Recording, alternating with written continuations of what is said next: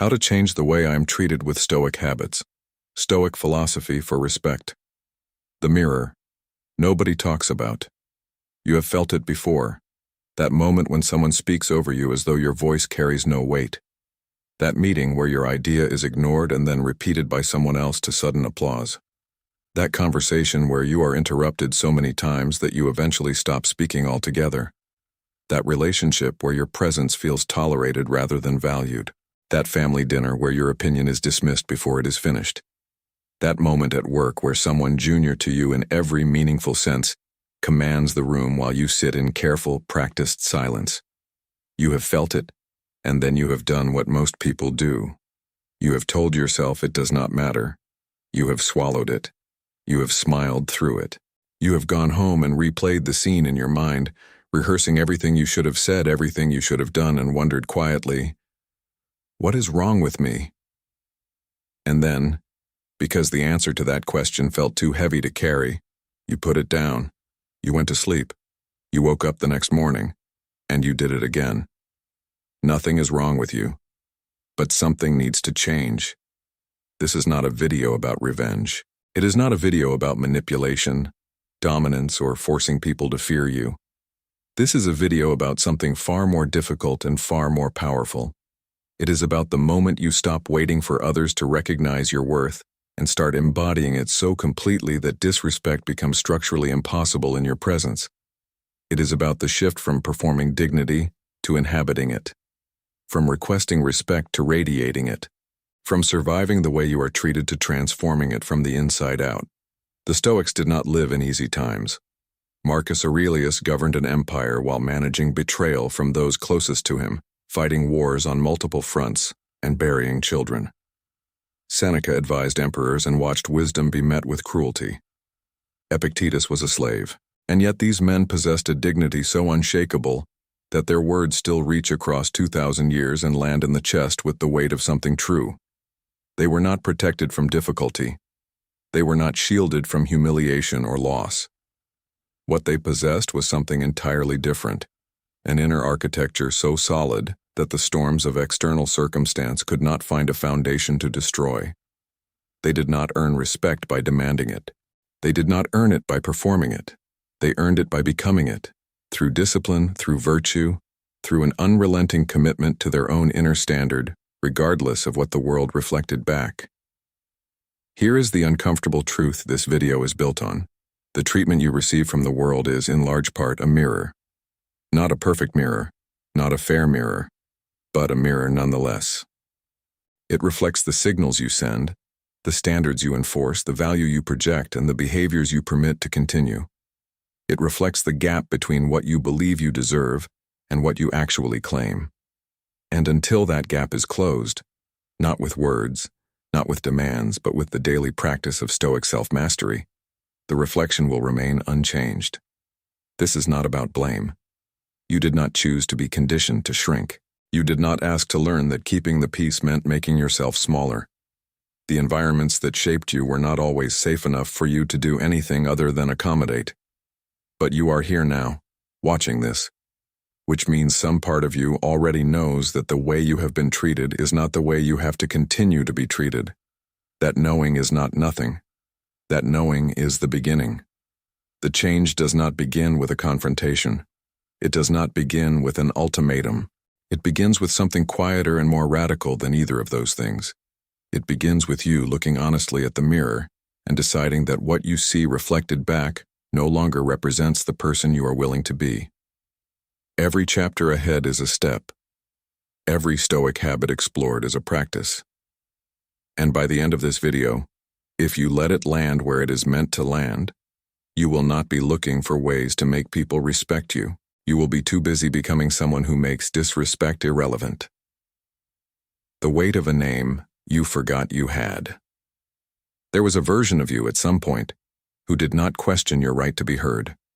A version who did not over-explain every request, did not apologize for having needs, did not scan the room before speaking to calculate whether your words would be welcome. That version did not disappear overnight. It was slowly, quietly eroded by accumulated experiences, by repeated dismissals, by learning through painful trial and error that making yourself smaller made life easier. And each time you made yourself smaller, the space you occupied shrank a little more and the world adjusted to fill the space you vacated. This is not weakness. This is adaptation. Human beings are remarkably good at adapting to their environments, and if your environment, your family, your relationships, your workplace, rewarded silence, compliance, and self-erasure, then you adapted. The problem is that adaptation meant surviving, not thriving. And now the very strategies that once protected you are the ones keeping you trapped in a cycle of being undervalued. The armor that kept you safe in the old war has become the cage keeping you small in the new life. Marcus Aurelius wrote in the Meditations of Marcus Aurelius, Book 2, Paragraph 1, that when you wake each morning, you should remind yourself that you will encounter ingratitude, arrogance, and cruelty. Not to resign yourself to it, but to be prepared for it. Because your response to it is entirely within your power. He did not instruct us to absorb disrespect silently. He instructed us to face reality with clarity and respond from virtue rather than from wound. He made this preparation each morning because he understood that the person caught off guard by mistreatment is the person most likely to respond in a way that reinforces it. The erosion of self-worth has a particular texture. It rarely announces itself loudly. It arrives in small moments. The joke you laugh along with even though it is at your expense. The favor you agree to even though it costs you something real. The boundary you intended to set and then lowered because the discomfort of holding it felt unbearable. The opinion you abandoned mid-sentence because you saw a flicker of disagreement in someone's eyes. Each of these moments is small, but they accumulate, and their accumulation writes a story. A story you begin to believe about who you are and what you deserve. The Stoics understood that identity is not passively received. It is actively constructed through the choices you make every single day about what you accept, what you refuse, how you speak about yourself, and how you allow yourself to be spoken to. Your name, your sense of self, your dignity, is not given to you by the approval of others. It is something you build, and something you are responsible for defending, not with aggression but with quiet, unshakable consistency. And the building never stops. The Stoics did not believe in a destination called self-respect. They believed in a daily practice of it.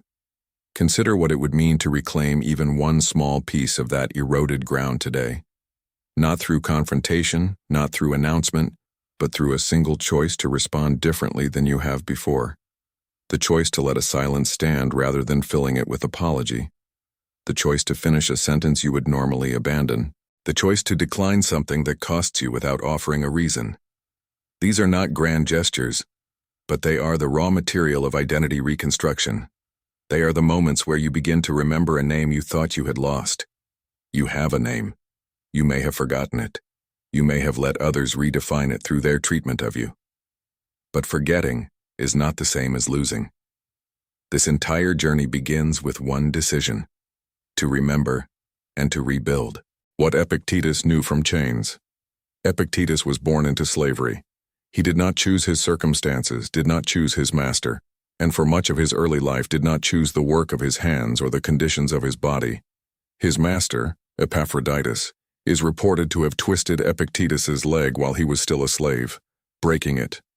And Epictetus, by all accounts, looked up calmly and said, "You will break it." When the leg broke, he said, "Did I not tell you that you would break it?" That story is not simply about pain tolerance.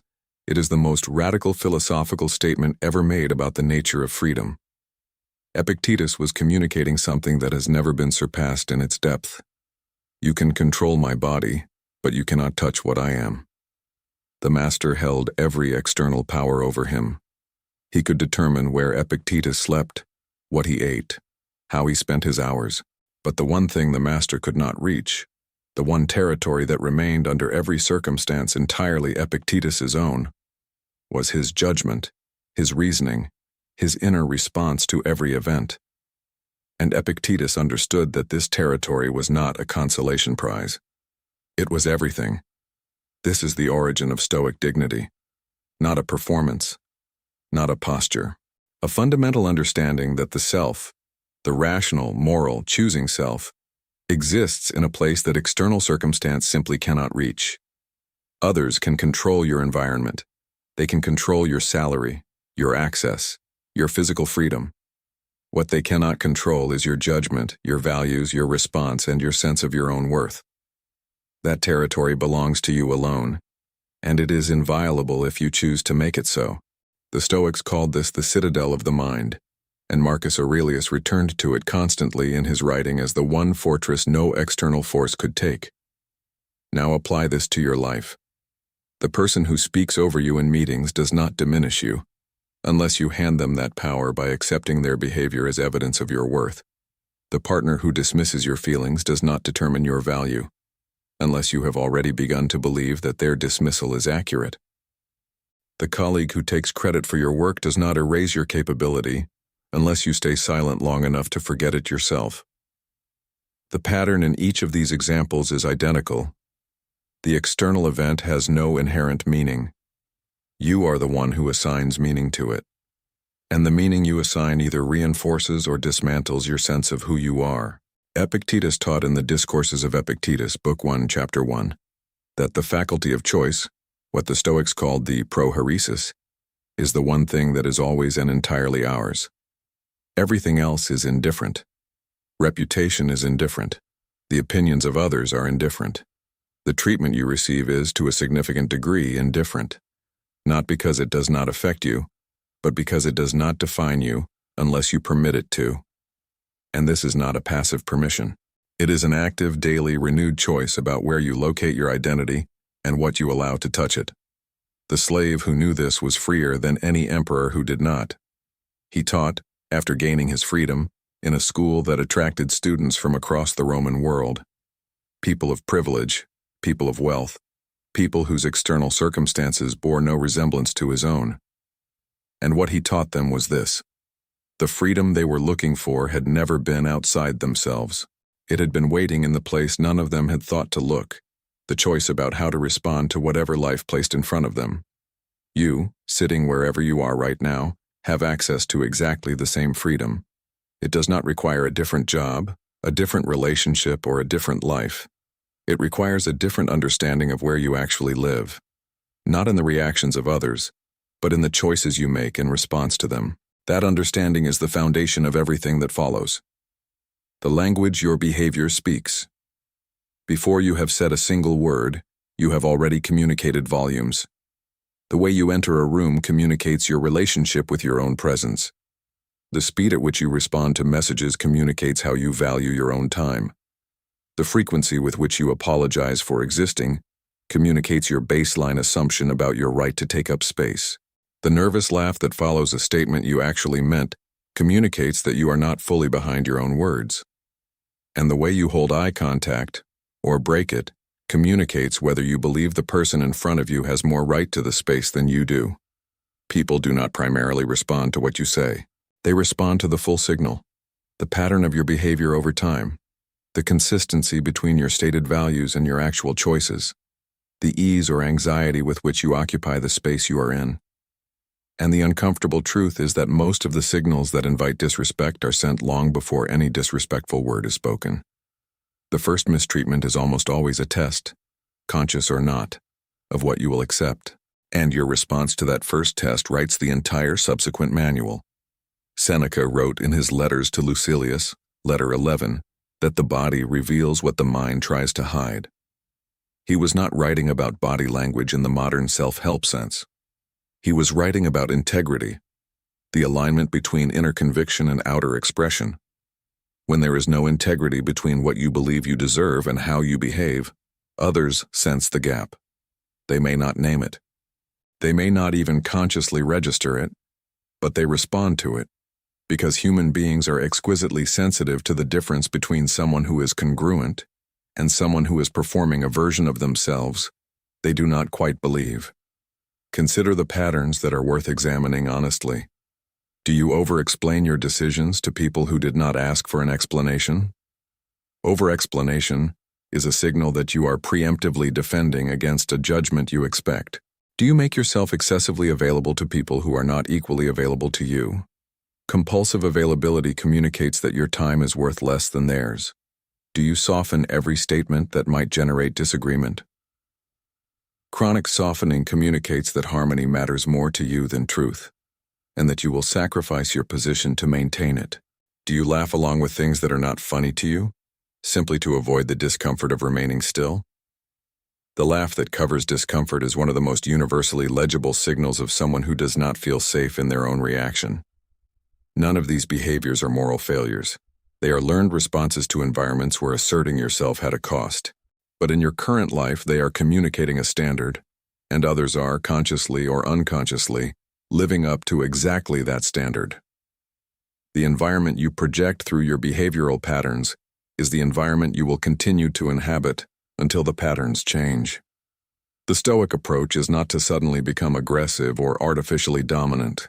It is to examine each behavior with reason, identify which ones reflect genuine values and which ones reflect fear, and begin one at a time to bring your external behavior into alignment with the internal standard you actually hold. This is slow work. It is not dramatic. There is no single conversation that changes everything. There is only the accumulation of small, consistent choices to behave as the person you know yourself to be, rather than the person your conditioning trained you to perform. When the gap closes, the signal changes. And when the signal changes, the response changes. Not because you demanded it, but because the environment you project has fundamentally shifted. Your behavior is speaking right now. The only question is whether you have chosen what it is saying. Discipline is the boundary. The word boundaries has become so overused in contemporary conversation that it has nearly lost its meaning. It is invoked as a solution to every interpersonal difficulty and proclaimed in every self-help framework as the missing ingredient to a better life. But for most people who talk about boundaries, the actual experience of setting them is a moment of emotional confrontation, a tense exchange, a declaration laced with anxiety, a line drawn in the heat of frustration. And because it comes from emotion rather than from conviction, it rarely holds. The line moves the next time pressure is applied, and the person who drew it is left feeling not stronger, but more depleted than before. The Stoics would have recognized the concept, but they would not have called it a boundary. They would have called it the natural expression of a disciplined character. And the distinction matters profoundly, because character does not negotiate with circumstance the way emotion does. Epictetus described the life of the philosopher not as a life of restraint, but as a life of clarity, knowing precisely what you value, what you are willing to do, and what you are not. From that clarity, behavioral limits are not dramatic announcements. They are quiet, consistent facts. You do not need to tell someone that you will not be spoken to with contempt if your behavior has already made that fact unmistakably clear. You do not need to announce that your time is valuable if you have already demonstrated, through your consistent choices, that you do not waste it on people who do not value it. The announcement is only ever necessary when the behavior has not already communicated the truth. In his letters to Lucilius, letter 77, Seneca wrote that the brave man is not one who feels no fear, but one who is not controlled by it. The same is true of limits. The person with genuine Stoic grounded limits is not someone who never faces pressure to lower them. They are someone who, when that pressure arrives, meets it not with anger or anxiety, but with the calm certainty of a person who has already decided. The decision was made before the conversation began, and because it was made in advance from reason rather than from reaction, it does not waver when tested. Marcus Aurelius demonstrated this in the way he governed. He faced senators who despised his philosophical inclinations, generals who questioned his military decisions, and members of his own court who schemed against him. He did not respond to each challenge with a new negotiation of his principles. His principles were not on the table. They were simply what he was, and that is precisely what made them impossible to erode. This is the difference between a boundary set in emotion and a limit forged in discipline. The first collapses under pressure. The second does not require defending because it was never a performance. It was always simply the truth. Begin with the areas where you already know your standard. The treatment you accept in private conversations. the tone you allow in professional exchanges, the requests you fulfill at the expense of your own time and energy. For each of these, ask not, how do I tell people my limit? But, how do I live my limit consistently enough that telling them becomes unnecessary? Discipline is the boundary, not a conversation about it, not a declaration of it, the daily, quiet, consistent embodiment of it, until the embodiment is so complete that the declaration would be redundant, the Stoic art of saying less. Seneca wrote in his Letters to Lucilius, letter 40, that speech that runs without restraint is like a stream that has broken its banks. It covers everything but nourishes nothing. The Stoics were not advocates of silence for its own sake. They were advocates of speech that served a purpose, communicated with precision, and was offered from a place of inner calm rather than inner need. They understood that words spoken from anxiety carry anxiety into the room, and words spoken from calm carry calm, and something more than calm. They carry authority. Most people who are not treated with respect talk too much in the moments that matter most. They over-explain when accused. They fill silence with nervous elaboration. They justify their decisions to people who did not ask for justification. They apologize when no apology is warranted. And all of this talking, all of this filling of space, communicates something that no amount of confident words can counteract. I am not comfortable with what I just said, and I need you to be comfortable with it before I can feel settled. Every word added after that point is not communication. It is anxiety seeking relief in the form of someone else's acceptance. Silence, used deliberately, communicates the opposite. It communicates that you have said what you needed to say and you are at peace with it. It communicates that you do not require the other person's reaction in order to feel certain in your position. It communicates that you are not afraid of what lives in the space between words. And perhaps most powerfully, it communicates that you are someone who chooses their moments, who speaks when speech adds something real and withholds when it would only serve anxiety. That quality is extraordinarily rare, and because it is rare, it is noticed.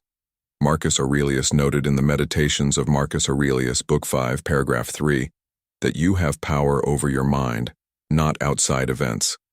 The discipline of silence is the application of that principle in real time.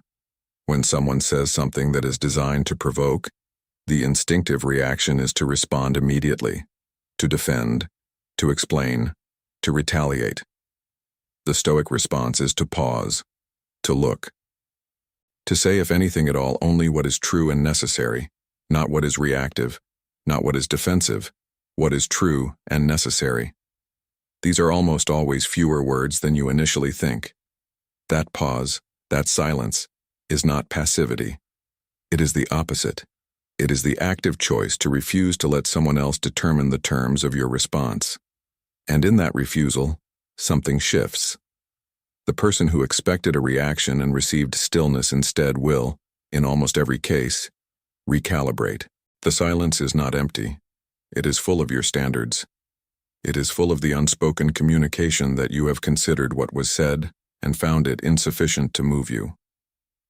Epictetus taught his students to imagine their words as coins. Spend them wisely, he said. Do not scatter them indiscriminately in hope that enough of them will land somewhere valuable. Choose them, weigh them, and release them only when their worth is clear. This is not coldness. It is the opposite of coldness. It is the deepest form of intentionality available in human communication. Practice this, not as a tactic, but as a discipline. Speak less in the moments where speaking is driven by discomfort. Let the silence work. Let your composure communicate what your words never could. Over time, the people around you will learn, without ever being told, that you mean exactly what you say, because you only say exactly what you mean. The approval trap and the way out. There is a hunger that most people will not admit to, even to themselves. It is the hunger for approval. The need to be seen positively, affirmed regularly, and included warmly in the social circles that matter to them. This hunger is entirely human. It is not a flaw. It is, in fact, a remnant of something that once served survival. Belonging to the group meant safety, and exclusion from the group meant danger. But when it becomes the primary driver of how you behave, how you speak, what you agree to, and what you remain silent about, it becomes the single greatest source of the disrespect you are trying to escape. Here is the mechanism. When your sense of security depends on the positive reactions of others, you unconsciously structure your behavior around maximizing those reactions. You agree when you disagree because agreement is safer. You avoid speaking your actual opinion because it might generate discomfort. You do favors you resent, tolerate treatment that diminishes you, and silence the parts of yourself most likely to disturb the equilibrium, because disturbing the equilibrium might cost you the approval you depend on. You become, in the most precise sense, a person shaped by external pressure rather than internal conviction. And here is what the people around you learn. They learn that your agreement is not genuine, because you agree to everything. They learn that your boundaries are negotiable, because you have already demonstrated that pressure moves them. They learn that your presence requires managing and accommodating, and managed people, however kindly, are not respected in the way you are craving. Respect requires that others sense something in you that does not bend with every wind. Without that unbending quality, what they feel for you is, at best, affection. And affection, however warm, does not protect you from being taken for granted. Epictetus addressed this directly in the Discourses of Epictetus, Book 3, Chapter 23. He asked what the philosopher is seeking. Not to please, not to be applauded, not to be celebrated. To live in accordance with nature, meaning in accordance with reason, virtue, and the truth of one's own judgment. He pointed out that the moment you place your well-being in the hands of the audience's reaction, you have surrendered the only thing that was ever entirely yours. You have outsourced the governance of your inner life to people who, in most cases, are far too occupied with their own insecurity to be worthy stewards of yours. The way out of the approval trap is not to stop caring what people think. That is neither possible nor desirable. The way out is to change whose approval you are seeking. Stop seeking the approval of every person in every room. Start seeking the approval of the most demanding judge you will ever face, the one that looks back at you when you are completely alone, in the quiet after everyone has gone home. Ask that judge, did I say the true thing? Did I hold the right position? Did I treat my own values with the same seriousness I asked others to treat me with? When that judge is satisfied, something extraordinary happens. The hunger quiets. The anxiety that drove the endless accommodation begins to lose its grip. The behavioral choices that were once driven by the need to be liked begin to be driven by something far more stable, who you have decided to be. And that stability is felt by everyone around you. It does not announce itself, it simply exists. And it is respected, not because you demanded it, but because it is simply, unmistakably real. Virtue as presence. The ancient Stoics were not interested in the appearance of virtue. They were not interested in the reputation for virtue. They were interested in virtue itself, as the only true good, the only stable foundation, and the only quality that could not be stripped away by fortune, circumstance, or the opinion of others. And what they discovered, as a practical reality, is that the person who genuinely embodies virtue does not need to announce it, perform it, or request that others recognize it. The room adjusts to them. The conversation changes when they enter. People lean toward them without being able to explain why, because what they are responding to is not a strategy, but a reality. The four cardinal virtues, wisdom, justice, courage, and temperance, are not abstract ideals for philosophers to debate. They are behavioral realities that manifest in every interaction. Wisdom is the ability to see clearly, respond rationally, and choose well under pressure. Justice is the consistent application of fairness to yourself and to others, refusing to compromise the right thing for the convenient thing. Courage is the willingness to hold your standard, even when holding it costs you something. Approval, comfort, belonging. Temperance is the mastery of impulse, the refusal to be owned by desire, fear, or anger. Now consider what it feels like to be in the presence of someone who lives these qualities, not performs them, lives them. The person who is genuinely wise does not scatter words. They choose them carefully, and when they speak, people lean in. because there is no waste in what they say, and no gap between what they say and what they mean. The person who is genuinely just does not bend their principles for approval. Their consistency makes them trustworthy in a way that calculated charm never could. You always know where they stand, and that certainty is deeply reassuring in a world where most people's positions shift with the wind. The person who is genuinely courageous does not shrink from truth or difficulty. Their willingness to stand in discomfort alone, to say the thing no one else will say, to hold the position that invites challenge, makes every room take them more seriously. And the person who is genuinely temperate is not reactive, not desperate, not easily rattled. Their stillness is felt as weight. Their composure in provocation communicates that they are governed by something internal and durable, not by whatever is happening in front of them. Seneca wrote in his Letters to Lucilius, letter 41, that the man who has made moral progress radiates something that cannot be faked. You see it in his face, his gait, his bearing. You feel it before he says a word. This is not magnetism as personality. It is not charm or charisma in the conventional sense. It is the natural gravitational field of a person who has become consistent with their own deepest values. Someone whose outside matches their inside so completely that there is no performance to maintain and no contradiction to manage. This is the Stoic alternative to confidence as a performance. You cannot perform your way to this kind of presence. Every effort to perform it will be detectable, precisely because genuine presence requires no effort. You can only become your way there, one choice at a time, one moment of discipline at a time, one refusal to betray your standard at a time. It is slow, it is invisible in the doing, and it is the most durable, most authentic, most irresistible form of respect that exists. The pause that changes everything. Epictetus taught that between stimulus and response there is a space, and in that space lives your freedom. He did not teach this as a metaphor. He taught it as a practical discipline, one that required daily practice, deliberate cultivation, and repeated application in the very moments when applying it was most difficult. The space he was describing is real. It is measurable in the fraction of a second between hearing something and choosing how to respond. And everything, your dignity, your relationships, your reputation, the quality of your entire relational life, is determined by what you do in that space. That moment, the moment after something happens and before you respond, is the most important real estate in your entire relational life.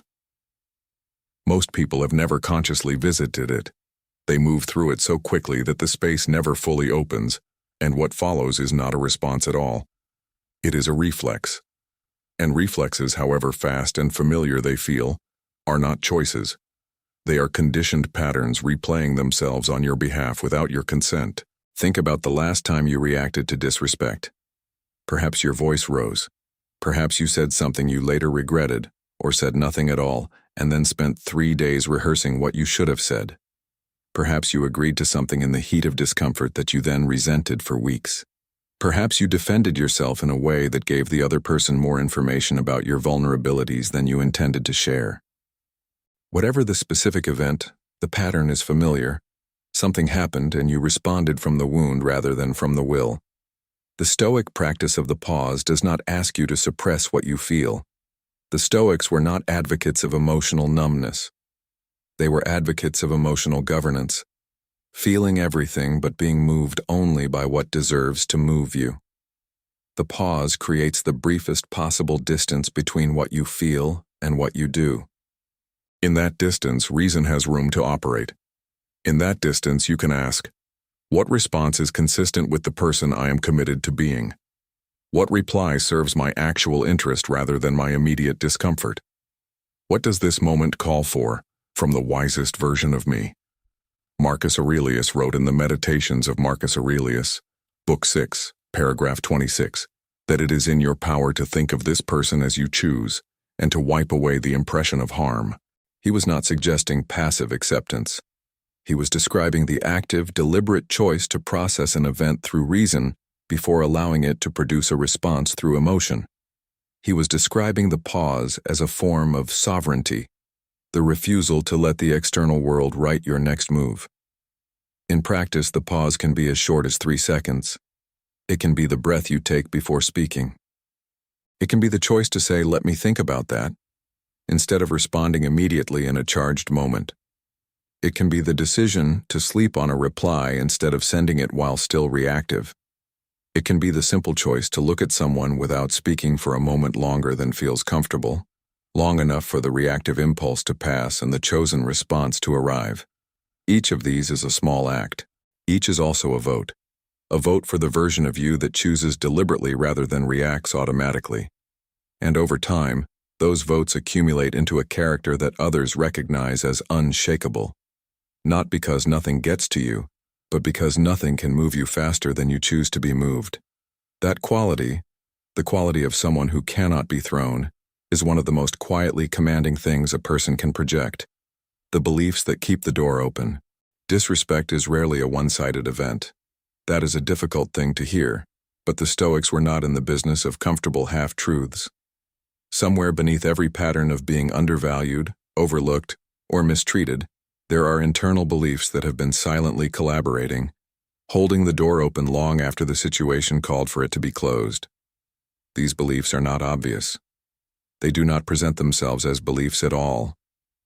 They present themselves as facts, as simply the way things are, the way people are, the way you are, and they do their work precisely because they are never examined. These beliefs do not present themselves loudly. They are not conscious villains. They are deeply embedded conclusions formed in earlier chapters of your life, when the cost of asserting yourself was high and the benefit of accommodating was survival. They sound like, "If I push back, I will be abandoned. If I ask for more, I will be seen as difficult. If I set a limit here, I will lose this person entirely. I should be grateful for what I have, even if it is not enough. My needs are less important than keeping things peaceful." These are not random thoughts. They are load-bearing structures in the architecture of your self-concept, and they will not move simply because you have decided you want them to. Every one of these beliefs has a function. Every one of them once made sense in the context in which it was formed. The child who learned that pushing back led to punishment was right to stop pushing back. In that environment, in that season of life, that adaptation was intelligent. The person who learned that asserting needs led to abandonment was responding rationally to the information they had. But the context has changed, and the beliefs have not, and now they are applying yesterday's survival logic to today's life, and paying the cost of that mismatch in exactly the dynamics you are trying to change. Marcus Aurelius practiced a discipline he called the morning meditation, described throughout the Meditations of Marcus Aurelius, in which he would examine his assumptions before the day demanded anything of him. He was not examining the world's behavior. He was examining his own. He was looking for the places where his thinking was distorted, his premises were faulty, or his commitments were inconsistent with his values. He understood that the quality of his actions depended entirely on the quality of the beliefs informing them. Faulty premise, faulty outcome, every time. Apply this to the beliefs that keep your door open, not with self-judgment, but with the same clear-eyed Stoic curiosity you would bring to examining any other faulty premise. Ask, where did this belief come from? Is it still accurate in my current reality? What evidence contradicts it? What would I tell a person I love who held this belief about themselves? What would become possible if I updated it? The answers will not always be comfortable, but comfort has never been the Stoic standard. Clarity has. When you achieve clarity about the beliefs that have been operating beneath the surface of your relational patterns, you have something more valuable than a new behavior. You have the understanding that makes sustainable change possible. You are not just closing a door. You are dismantling the mechanism that kept it open in the first place. And that dismantling, done honestly and completely, does not need to be repeated, because the belief is gone, not suppressed. And what is gone cannot hold a door open. The power of relentless consistency. Every person has at some point displayed a moment of unexpected strength, a moment where they held their ground, refused to be moved, or spoke their truth with a clarity that surprised even themselves. And very often that moment produced a result, People took them more seriously. The dynamic shifted. Something changed. The room recalibrated. The relationship adjusted. And there was, for a brief moment, the feeling of being seen and treated in the way that had always been deserved. And then, slowly, the moment passed. The pressure of normalcy reasserted itself. The old patterns returned, and the people who had briefly recalibrated went back to the previous dynamic, because the signal that had briefly changed had returned to what they were accustomed to. The moment of strength had been real, but it was not a standard. And it is the standard, not the moment, that teaches people how to treat you. This is the difference between a moment of strength and a standard of character. The Stoics were not interested in moments. They were interested in who you are all the time, in every room, under every pressure, in every mood, regardless of how much it would cost to stay consistent. Consistency is not exciting. It does not generate dramatic stories. It does not produce the adrenaline of a confrontation or the satisfaction of a single powerful exchange. It is quiet, unglamorous, and relentless. And it is the only thing that actually works. Marcus Aurelius wrote in the Meditations of Marcus Aurelius, Book 10, Paragraph 8, that you have power over your own mind, not outside events. Realize this, and you will find strength. But strength is not a resource to be deployed occasionally. It is a quality to be cultivated constantly. The emperor who wrote those words governed an empire for nearly 2 decades, and the evidence of his character is not any single decision, but the unbroken thread of principle running through thousands of them. He was consistent not when it was easy, but precisely when it was not. Under grief, under illness, under the pressure of military campaigns and political scheming. The consistency in hard conditions is what made it a character and not a performance. Consistency is the language that others ultimately learn, not the grand gesture, not the confrontation, not the ultimatum. The unremarkable, daily, repeated signal that this is who you are, and this is what you hold as true, in the conversation that matters and in the conversation that does not, in the high-stakes moment and in the quiet one, when someone is watching and when no one is. Over time, this signal becomes a known quantity, and people do not test known quantities the way they test unknowns. This is what makes respect durable rather than temporary. When your behavior is consistent, you are not a puzzle to be solved or a boundary to be tested. You are someone whose response to disrespect is predictable, and the predictability is the deterrent. Not fear, not intimidation. Simply the reliable knowledge that you will not yield because you never yield. That knowledge, accumulated over hundreds of interactions, generates a specific kind of deep, unforced regard. Not because people fear you, because they trust you. Because when they look at the pattern of your behavior over time, they see someone who means what they are. Become that consistency, not as a performance, as a practice. One unremarkable, daily repetition at a time. The dignity in departure. There is a form of self-respect that requires no words. It requires no confrontation, no ultimatum, no carefully worded explanation of why you are done. It is the quiet act of leaving, of removing yourself from a conversation, a relationship, or an environment that has consistently demonstrated that it does not value what you bring. And it is one of the most universally misread forms of personal power available to you. Most people who endure prolonged disrespect do so not because they enjoy it, but because leaving feels like loss. The fear of losing the relationship, the social belonging, the professional stability, or even just the familiar discomfort of a known dynamic. These fears are powerful enough to keep people sitting in rooms that diminish them long after reason has made the exit obvious. The known misery feels safer than the unknown freedom, and so people stay. They accommodate one more time. They explain themselves one more time. They give one more chance to a dynamic that has already shown them, clearly and repeatedly, exactly what it is. Seneca wrote in his Letters to Lucilius, letter 47, about the nature of human relationships and the error of giving your deepest trust and presence to those who have not earned it.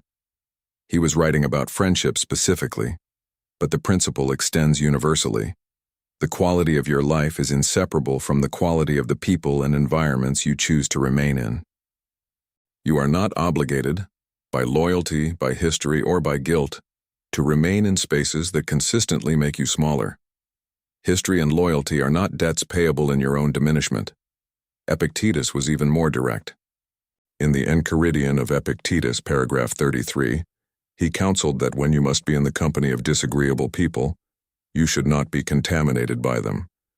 But he also acknowledged that you can choose your company, and that this choice is one of the most important exercises of your rational freedom.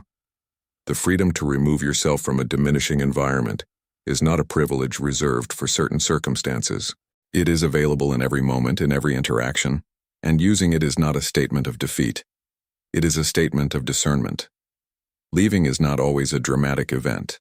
Sometimes it is simply closing a conversation before it escalates into territory you have no interest in inhabiting. Sometimes it is declining an invitation to a dynamic that has shown you, repeatedly, what it is. Sometimes it is the quiet decision to redirect your energy, your time, your attention, your presence, away from someone who has never learned to treat it with care. And sometimes it is the larger, harder act of ending a relationship or leaving an environment that has been steadily consuming what you have refused to protect. The dignity in departure is this: it requires no one's permission. It requires no one's understanding. It requires no successful argument, no acknowledgement from the other party, no resolution of the underlying conflict. It requires only that you have decided, with full clarity and without resentment, that your presence is worth more than what this space is offering it. That decision, made calmly and carried out without drama, is one of the purest expressions of Stoic self-respect that exists, because it is not made for anyone else to witness. It is made in the complete privacy of your own values, the script running in the dark. Everything you project begins in a place no one else can see, before your posture, before your words, before the behavioral patterns that communicate your standard to the world. There is a voice. It runs almost constantly, particularly in the moments of pressure and vulnerability, and in the moments that matter most. It determines more about how you are treated than any external factor ever could. It is the voice that narrates your worth, the one that tells you whether you deserve to be heard, whether your needs are reasonable, whether pushing back is worth the risk, whether you are the kind of person others genuinely want around or merely tolerate. Most people have never examined this voice directly. They experience its outputs: the hesitation before speaking, the unnecessary apology, the yielding in the moment when holding would have been right, without ever tracing those outputs back to their source. They address the symptom repeatedly and wonder why the condition persists. The Stoics understood that the source of every external behavior is an internal judgment, and that changing the behavior without changing the judgment is like trimming branches while the root continues its original work. The branches grow back. They always grow back. Marcus Aurelius was the most powerful person in the Western world when he wrote the Meditations of Marcus Aurelius, and yet the text reveals a man in continuous rigorous dialogue with his own inner voice, correcting it when it was fearful, elevating it when it was petty, challenging it when it drifted from reason toward appetite or toward self-pity. He wrote those pages not for publication, not for posterity, not even as a record of his achievements. He wrote them as a daily practice of inner examination, because he understood that the quality of his governance of an empire depended entirely on the quality of his governance of himself. The Stoic practice of evening review, described by Seneca in his essay on anger, involves asking yourself each day before sleep 3 questions. Where did I go wrong today? What did I do well? And what could I have done better? This is not self-punishment. It is not a ritual of shame. It is self-examination in the service of self-construction, the daily practice of looking honestly at the script that ran today, noticing where it served your values and where it betrayed them, and making the small adjustments that over time compound into fundamental change. Your inner script is not fixed. It was written under pressure, in response to circumstances that may no longer exist, and it can be rewritten, not with affirmations plastered over the original text, but with the patient, honest, daily practice of Stoic self-examination. Every time you catch the voice diminishing you and choose to correct it with reason. Every time you refuse to accept an internal narrative that does not align with the values you hold. Every time you complete the evening review and close the day having learned something true about yourself. You are rewriting the script. Word by word. Day by day. And when the script changes, what you project changes. The quality of the signal you send into every room, every relationship, and every conversation shifts in ways that are subtle and profound, and ultimately irresistible. Because the world does not respond primarily to your strategy. It responds to your reality, and your reality begins in the dark where no one else can see it. That is exactly where the real work has always lived. The freedom found in being disliked. There is a cost to being liked by everyone, and it is a cost almost no one calculates honestly before paying it. To be liked by everyone, you must never threaten anyone's comfort. You must never disagree too clearly, never hold a position too firmly, never draw a line that might inconvenience someone who matters to you socially. You must make yourself consistently agreeable, which means you must make yourself consistently less than you actually are, and you must do this indefinitely, in every room with every person, without ever exhausting the supply of yourself that is available for sacrifice. This is the invisible tax of the approval trap, and the people who pay it longest are not hated. They are overlooked. They are taken for granted. They are liked in the passive, casual way that furniture is liked. Comfortable, familiar, expected, and never particularly considered. The agreeableness that was meant to generate warmth instead generates invisibility, because to be fully seen, a person must be fully present, and being fully present means being willing to be occasionally inconvenient.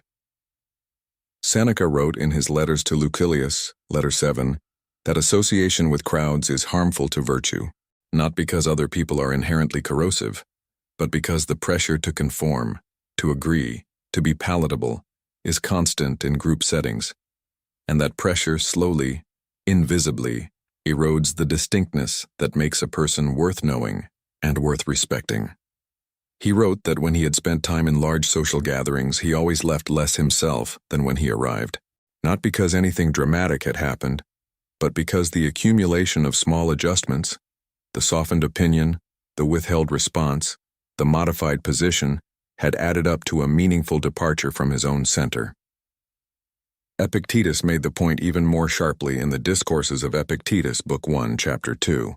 He argued that the person who cares too much about what others think has already surrendered the most important thing they possess, their ability to choose their own direction without external interference. The philosopher, he said, must be willing to appear foolish, strange, or difficult to those who do not share their values. That willingness is not a defect. It is the price of integrity, and it is worth every social discomfort it costs. The person who has paid that price walks differently. They speak differently. There is a quality of settledness in them that the person still managing their image can never quite achieve. Being disliked by certain people is not a failure of your character. In many cases, it is evidence of it. The person who dislikes you for holding your standard has simply discovered that you are not available for the kind of interaction they were expecting, the kind where you yield, accommodate, and prioritize their comfort over your truth. That discovery is uncomfortable for them. For you, it is clarifying. It tells you exactly what the relationship was built on and exactly what it would cost you to preserve it. When you stop needing everyone to approve of you, something remarkable becomes available. You can finally be fully present. You can say the true thing without calculating its reception first. You can hold the real position without preparing an exit strategy. You can be the actual person in the actual room, without the constant exhausting management of impressions. And that person, the full, unedited, non-apologetic version of you, earns a quality of respect that the managed, agreeable version never could. Because it is real. And people always feel the difference between performance and reality, even when they cannot name it. They lean toward what is real. Every time. You are the standard now. Everything explored in this video has been pointing toward one moment. This one. Not the moment of confrontation, not the moment of declaration, not the moment where you finally say the right thing to the right person, and they suddenly understand your worth. Those moments exist and they have their place, but they are not the destination. This moment is quieter than that. It is the moment where you stop waiting for the world to catch up to what you already know about yourself and begin living as though the standard has already been set, because it has, and because you are it. The Stoics did not believe in waiting. Seneca wrote in his letters to Lucilius, Letter 1, that we must reclaim our time, that the greatest loss is not money or reputation, but time squandered in the passive hope that tomorrow will offer what today is already making available. Every day you spend waiting for others to recognize your value is a day you are choosing not to embody it. And it is the embodiment, not the announcement, not the demand, not the carefully constructed presentation, that changes everything. Because embodiment cannot be argued with. It simply is. And what simply is does not require defending. Marcus Aurelius governed the most powerful empire in the world and wrote in the Meditations of Marcus Aurelius, Book 8, Paragraph 7, that it is not the man who has little but the man who craves more who is poor. Apply that principle to respect. It is not the person who is given little regard who is diminished, but the person who waits for it as though their worth depends on its arrival. Your worth does not depend on its arrival. It was never contingent on being recognized. It exists whether it is seen or not. The work is not to make others see it. The work is to live it so completely that there is simply nothing else to see. Every habit in this video is a practice. Silence is a practice. Consistency is a practice. The pause before you respond is a practice. The honest examination of the beliefs that keep the door open is a practice. The willingness to walk away without drama is a practice. The daily rewriting of your inner script is a practice. The courage to be disliked by people who require your smallness is a practice. None of these are things you do once and master. They are things you return to, every day, in every interaction, with every version of yourself that shows up in every room, until they stop being practices and start being simply who you are. You are not building a strategy to get respect. You are not constructing a persona designed to command it. You are becoming the kind of person in whose presence disrespect cannot easily survive, not because you fight it, but because the ground you stand on is too solid for it to take hold. That groundedness is felt before you speak. It is present in your silence. It is communicated in the steadiness of your gaze and the ease of your posture, and the calm in your voice when everything around you is uncertain, and it calls forth, from even the most unconscious people in your life, a different quality of treatment. Not because you demanded it, not because you convinced them, but because you became it, and what you became is unmistakable to anyone paying attention. Marcus Aurelius, Seneca, and Epictetus did not wait for the world to become fair before deciding who they were. They decided who they were and they lived it, under chains, under exile, under the weight of empire. And the world has been responding to that decision for 2,000 years. You have always been the standard. The only question has ever been whether you were willing to live like it. That work begins not tomorrow, not after the next difficult conversation, not once things settle down or circumstances improve. It begins now. It begins here. It begins with you.